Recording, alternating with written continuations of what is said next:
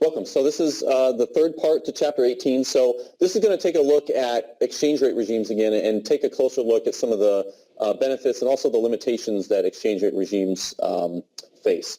And so one of the things that we talked about in a previous video is this issue of if we have fixed exchange rates with an overvalued currency, then this persistently overvalued currency can lead to speculative attacks. And the basic mechanics of that was such that with an overvalued currency, the central bank is going to be forced to buy up domestic currency by drawing down its amount of international reserves that it holds. And so eventually it could run out of those international reserves.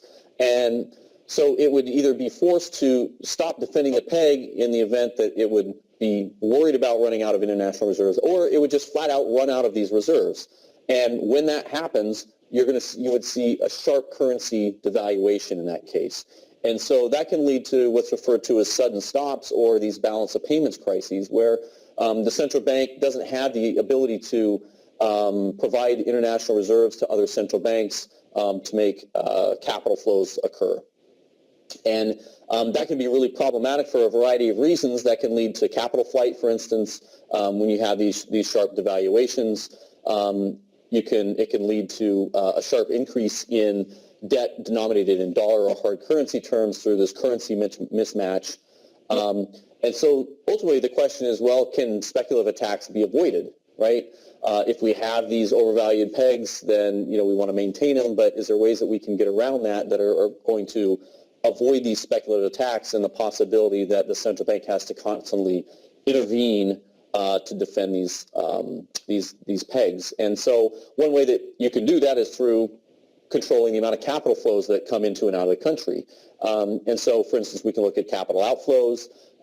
And so if the central bank or the government, rather, is controlling the amount of capital that's flowing out of the economy, then that could actually have beneficial impacts because, of course, it can mitigate this capital flight, which helps mitigate a balance of payment crisis that could occur from sudden stops in this capital flight. The disadvantage, though, is that capital controls are often ineffective.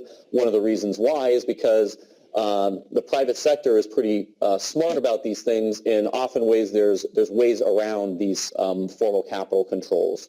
And the private sector will find them when they're trying to do what's best in their own interest.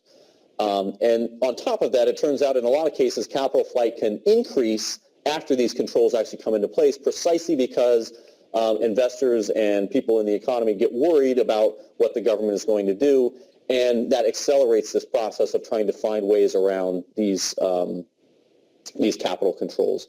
And in addition to this, these capital controls can lead to corruption in a lot of cases, especially in emerging market countries and countries with weak political institutions, incentives for politicians and policymakers to look the other way or be bribed to allow capital flight to occur could be problematic. And the other aspect of this is that if the government is putting capital controls in place, then that can create a misalignment of incentives in order for the government to really address the fundamental underlying problems of the economy. And so it can pull resources away from the needed reforms that need to take place in the economy. The flip side of this is that we can control the inflow of capital. For a lot of the same arguments, it has the same advantages and disadvantages. If we control the amount of capital that's coming into the country, then that can later on mitigate the potential for asset price bubbles, lending booms, and speculative attacks that we talked about. The disadvantages are, again, the same as what we talked about before. They're often ineffective. The private sector finds ways around them. It can lead to corruption.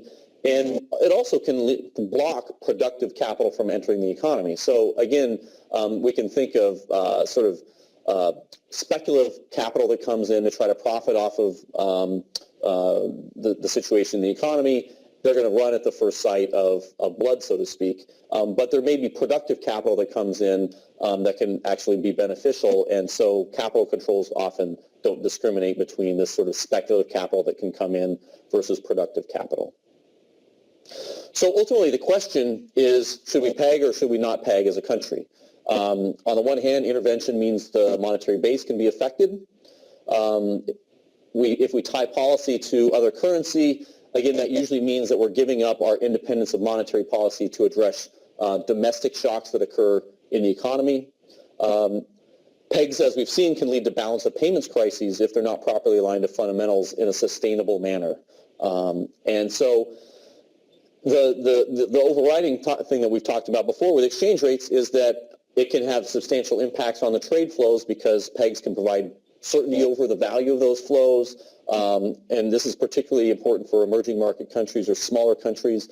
It can provide favorable exchange rate terms, and that can impact production and employment for particular industries. And exchange for these reasons, exchange rate policy can be highly politicized in some cases.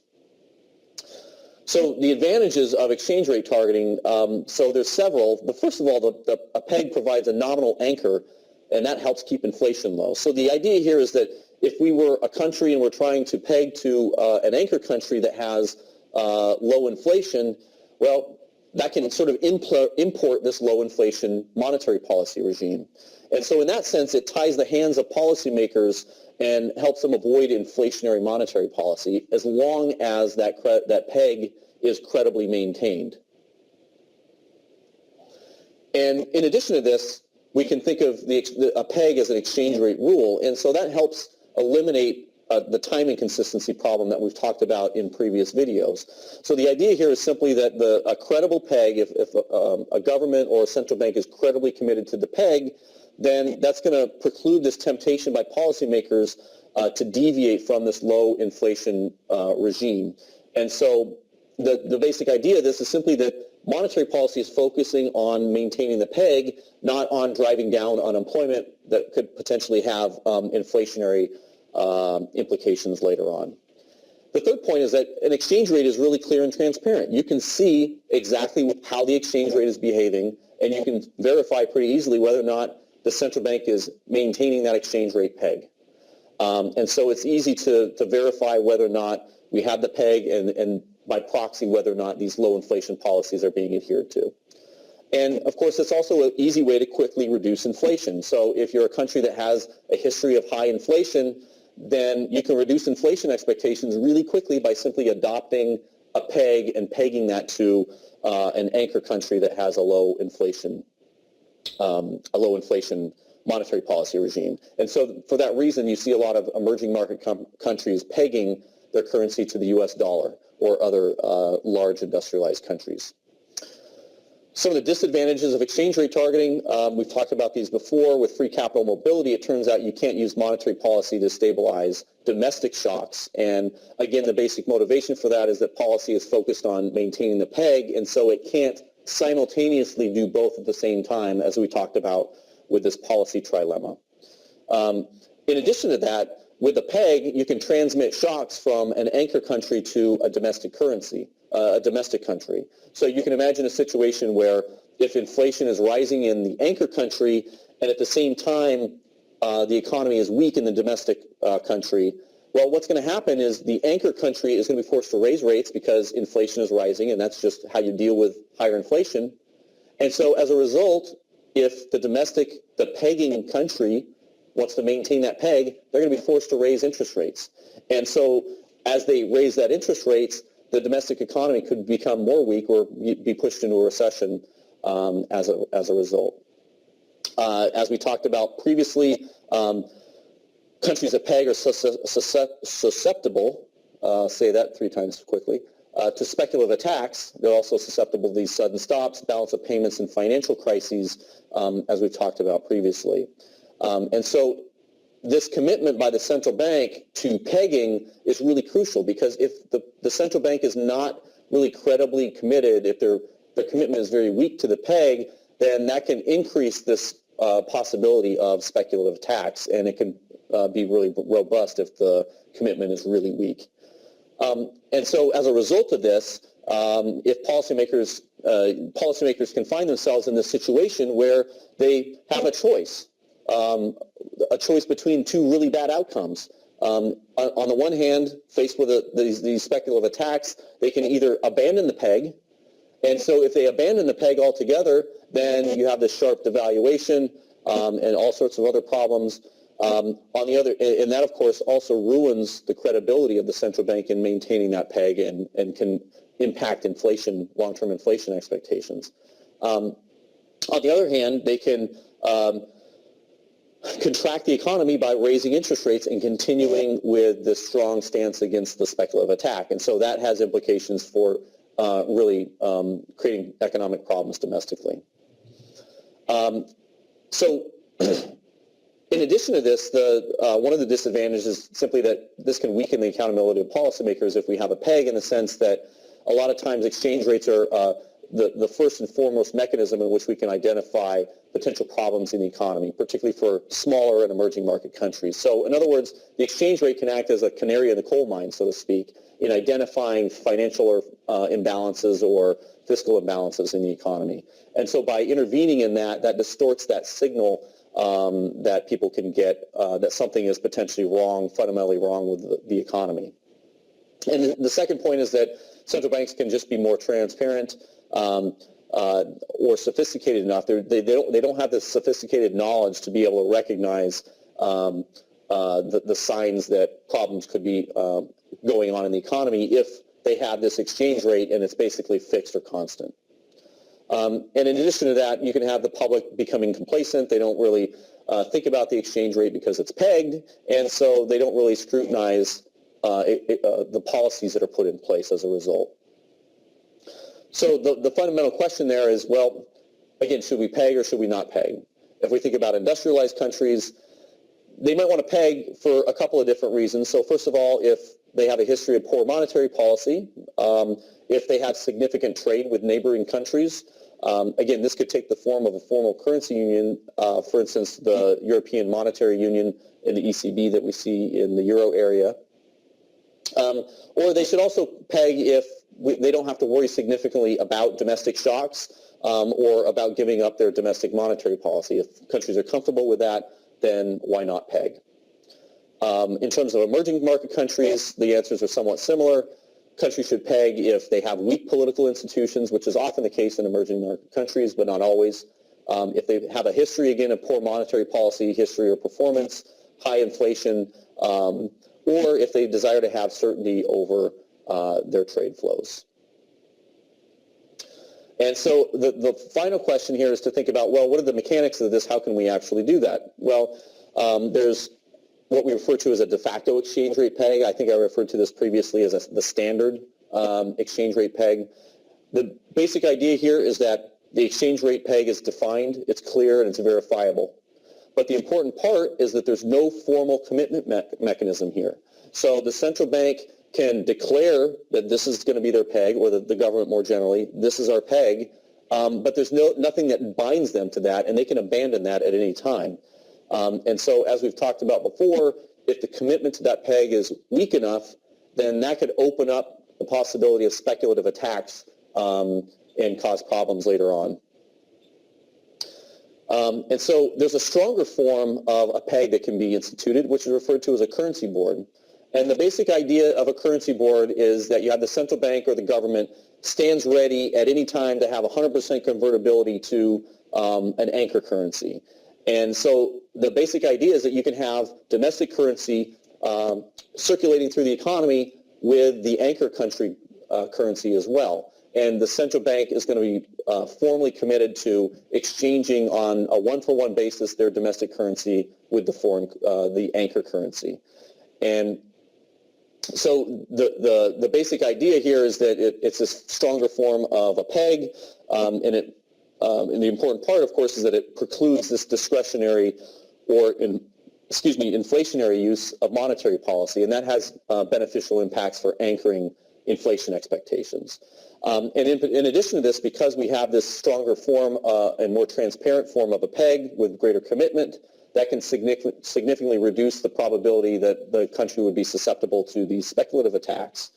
But there are disadvantages to this. So first of all, there's a big loss of independent monetary policy. As with all pegs, it becomes a little bit more of a loss with this currency board. In addition to that, you can see, again, you have the situation where you can have shocks transmitted from an anchor country to the domestic country. And in addition to this, speculative attacks really require a strong reaction to keep that convertibility intact. And because of that, they can suffer more sharp contractions than under a de facto peg where they can at some point just walk away. And then the other important part here is that under a currency board, there's no lender of last resort. Because the central bank is committed to this 100% convertibility, they don't have the ability to inject money into failing banks because that would blow away this convertibility. Now, there's one more form of a peg that's a little bit stronger, and that's what's referred to as dollarization. And so the basic idea here is that the country essentially abandons its own currency and allows an anchor currency to circulate as the official currency. So you can imagine a situation where U.S. dollars would be the currency that circulates in, say, Zimbabwe or something like that. And so this is the strongest possible peg that you can have. And the basic idea is that the currency board is the basic distinguishing feature between a currency board and the dollarization is that under a currency board, you can still abandon it. At some point, the currency board can walk away and say, we're no longer supporting this convertibility of the domestic currency to the anchor currency. It turns out the dollarization is harder to abandon for practical reasons. So first of all, if you abandon your own currency, then basically you're not printing your own currency, you don't have the mechanisms to set up and distribute the currency, and you don't have the monetary policy framework in place. And so it's really hard once you dollarize to actually abandon that system. And so because it's harder to abandon it, it's a stronger form of a peg. And in addition to that, it completely avoids the possibility of a speculative attack simply because you don't have your own currency. So speculators can't speculate on whether or not the value of those currencies are going to go up or down. So the disadvantages are the same as the currency board in this case. But in addition to that, there's no ability to print the currency.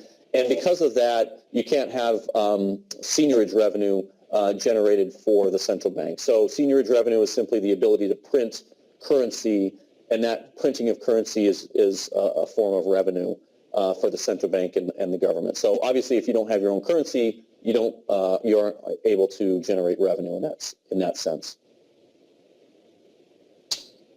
Thank you.